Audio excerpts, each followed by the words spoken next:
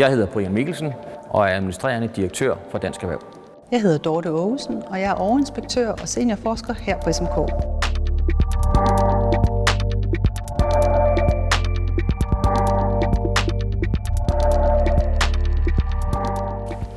Brian Mikkelsen, velkommen til Statens Museum for Kunst. Tak skal du have. Jeg har glædet mig til at tale med dig om denne her skulptur af Astrid Noack, stående kvindefigur fra 1944.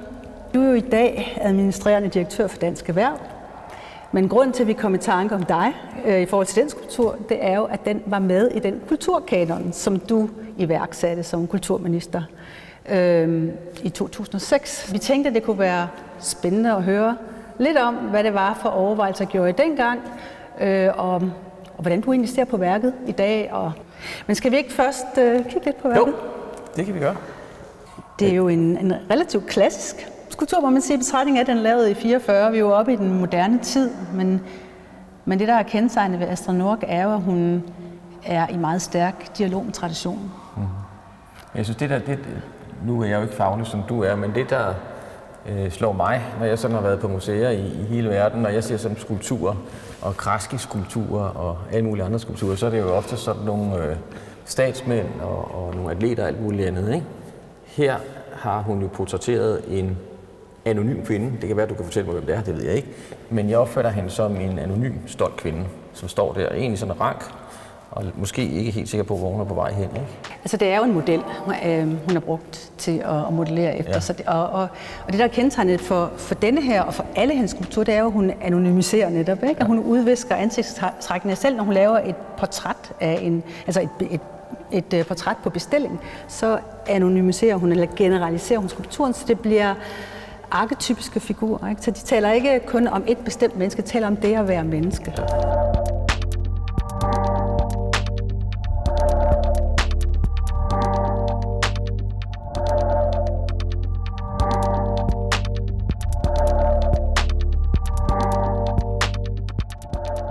Det er jo ret påfaldende, når man bladrer i den bog, der blev udgivet i 2006 om kanon, der ikke er ret mange kvinder med. Ja. Og de 12 værker, der blev udvalgt inden for det billedkunstneriske område, der var hun jo den eneste kvindelige kunstner. Ja. Var det noget, der fyldte noget i diskussionen dengang?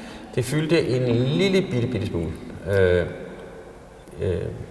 Men det er jo blomstret meget op siden, ikke? Hvis man skulle lave sådan en anno 2020-2021, så ville der være flere kvinder i, fordi man vil også se, ikke fordi man skulle vælge flere kvinder, men man vil se mere mangfoldigt på det, de har bidraget med.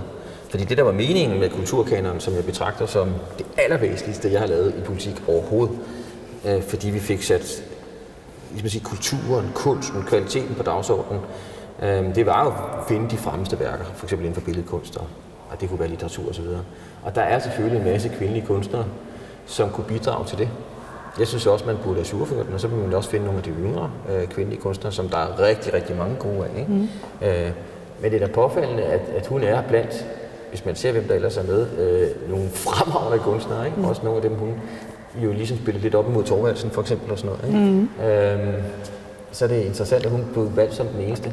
Og ja, det vil også betyde, at hun har fået en slags renæssance, fordi jeg kendte hende ikke før.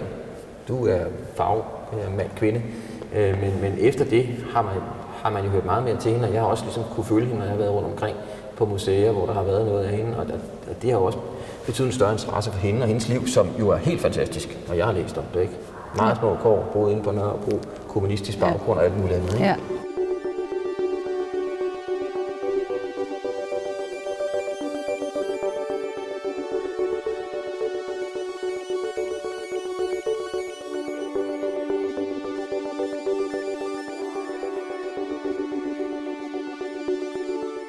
Når man nu kigger på kvindelige kunstners erhvervsmuligheder og kunstners erhvervsmuligheder det hele taget, så må man jo sige, at hun levede under trange kår, som du sagde, ikke? Og det var hårdt at ernære sig som kunstner, uanset hvad.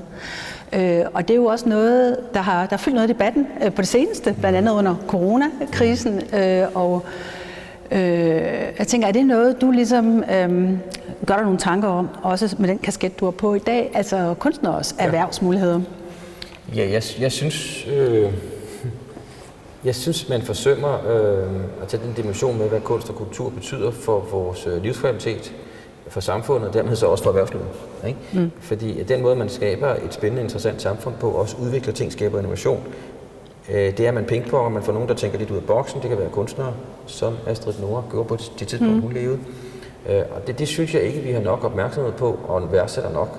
Vi tager det bare ligesom på givet, vi kommer ind og ser en flot udstilling her på SMK eller andre steder. Ikke? Men hvad er det, der er bevæggrund for, at man kan lave de flotte udstillinger? Og der er det da vigtigt, at man sikrer, at der er den mangfoldighed ved, at der er nogle kunstnere, der producerer nogle ting. Hun levede jo i den her tidligere hestestald på Nørrebro, ikke? Under meget, meget primitive forhold, og overlevede kun fordi der var folk, der var et netværk, der hjalp hende. Ikke? Der var jo ikke noget sikkerhedsnet spændt under hende, og den situation er der jo unge kunstnere i dag, der peger på, faktisk også gælder dem. Ikke? Altså, der er bare ikke noget system, der står klar til at hjælpe dem, og de lever jo på et eksistensminimum, som hun gjorde dengang. Jeg synes, det er mega relevant i dag, hvor vi jo kan se, at mange kunstnere har kæmpe problemer med at overleve. Ikke fysisk overleve, vi lever et velfærdssamfund, i modsætning til dengang kunne man jo, man skal ikke længere tilbage, dengang kunne folk jo nærmest dø af sult, ikke? Det kan de så ikke i dag. Jeg har det meget ambivalent med det, har altid haft det, fordi på den ene side, så er det jo vigtigt, at vi som samfund sikrer et sikkerhedsnet ned under vores kunstnere, fordi det er jo ligesom det, der giver værdi for vores samfund, det er det, der giver livskvalitet, og det er det, der rykker et samfund. Omvendt skal man også bare passe på, nu kender jeg rigtig mange kunstnere, efterhånden også privat, også billedkunstnere, at man ikke bliver forsat. Altså, der skal også være noget, der ligesom driver en. Der skal også være noget, man har lyst til at... Hun har sikkert arbejdet 12-14 timer i døgnet, sandsynligvis, i sit atelier, ikke? Så det er sådan, jeg synes, man skal være god til at give legater. Flere legater for Statens Kunstfond. Jeg vil synes, det var bekymrende, hvis man sådan ligesom fastansatte kunstnere. Fordi de skal også udvikle sig. Og det kan være, at man om 2, 3, 4, 5 år ikke har nogen inspiration mere. Så må man jo ligesom... Hvad skal man så lave, ikke? Og det at være kunstner behøver ikke være en livsstilling. Det kan da også være, at man har inspiration nogle år, så har man ikke nogen andre år. Ikke?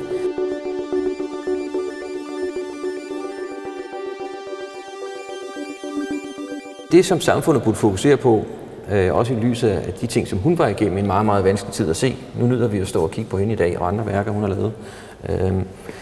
Det er sikkert, at der er nogle kunstnere, som har økonomi til at lave de ting, som vi andre får glæde af, bliver inspireret af og kan udvikle nogle ting af. Men det skal ikke være sådan fast underhold af dem, fordi man må også udvikle sig på den måde. Ikke? Men i krigssituationer, der må staten altså godt træde til.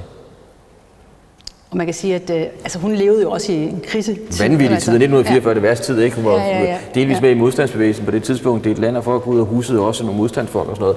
Hun var jo en eksemplarisk kæmper, kan man ligesom sige. Ikke? Men hun sled sig også op, ikke? Og måtte fraflytte sin bolig i 1950, fordi den simpelthen var farlig sundhedsskadelig at leve i og sådan noget. Ikke?